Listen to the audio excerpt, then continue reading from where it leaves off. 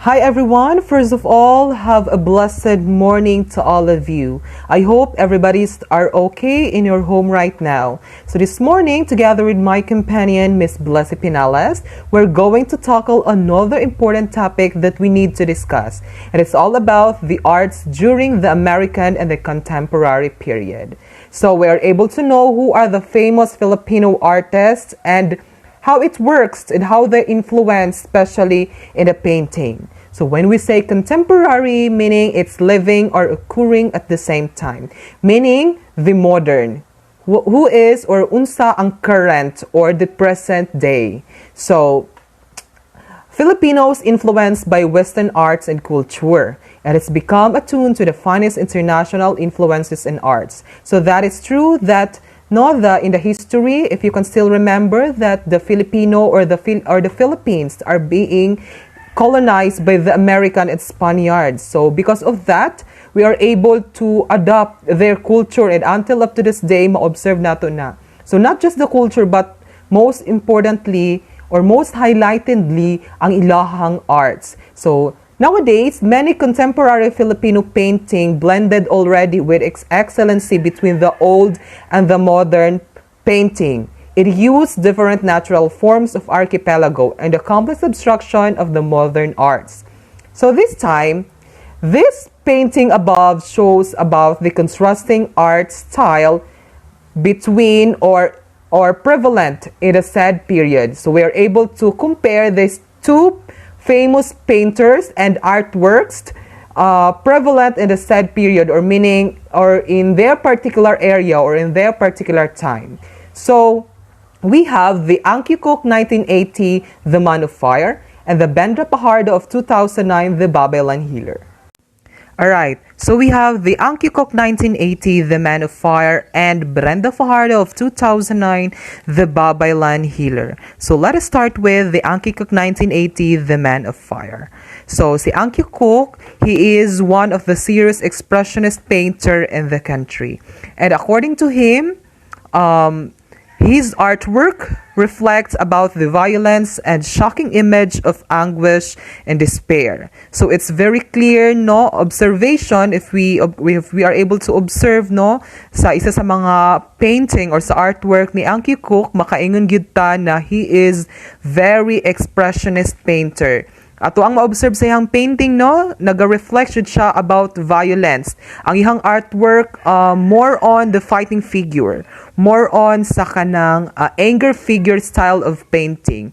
That's why kita makakonclude gyud ta nga si Angkyo Cook, he is a very expressionist painter. And not only that, si Angkyo Cook named as a national artist in visual arts in 2001. And until up to this day, Philippine painters exhibit various styles throughout the year. So just a short background of Angkyo Cook. So according to research notes, he was a Filipino painter of Chinese parent descent. Yes, so ang parent ni Angkyo Cook was a Chinese.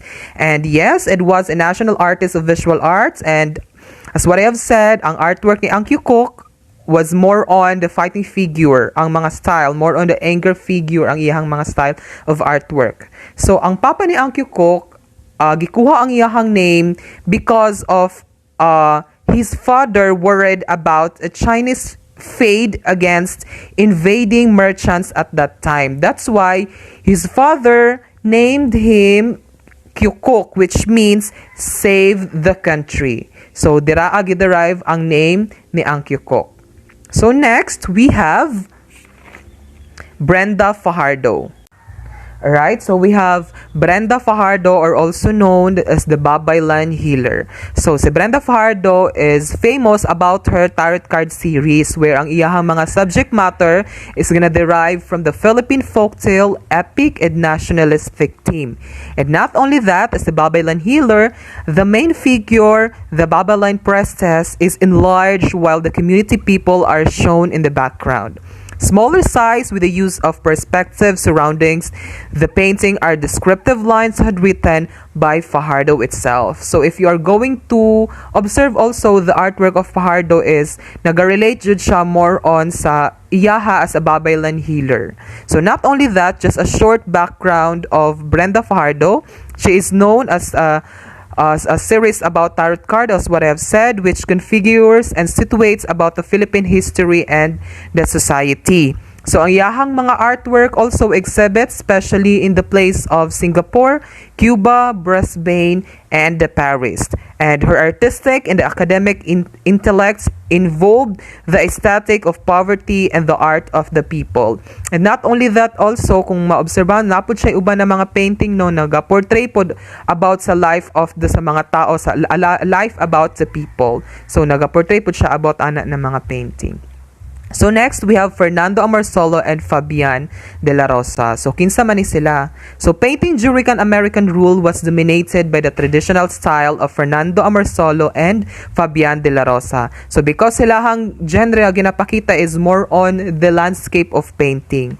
So kani si Amorsolo or si Fabian Amorsolo, Fernando Amorsolo rather, famous siya about sa backlighting technique, cast a golden tone to the rural scenery and give his painting a warm appeal. So because sa iyahang style of paintings about backlighting technique, no, where nagacast siya about sa golden tone to the rural scenery, and that gives sa iyahang mga painting a warm appeal. So as Amorsolo's contribution to the Philippine painting. So diha famous si Amorsolo. So si Fabian de la Rosa was also a Filipino painter rather, no? And uncle ni siya ni Fernando Amorsolo. Not just an uncle but also a mentor. At the same time, siya ganang ginatagurian as the master of genre. So famous na si Fabian de la Rosa during the American period because sa iyahang style of painting, no, about realism, which is the landscape naturalism. Kumbaga ang iyahang mga artwork was more on about sa everyday life of the Filipino.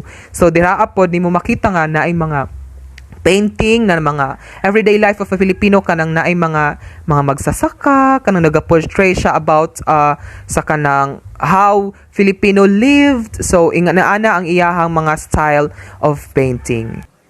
So in the nutshell, we can say that many Filipino painters are being excelled in different periods, especially in the American time.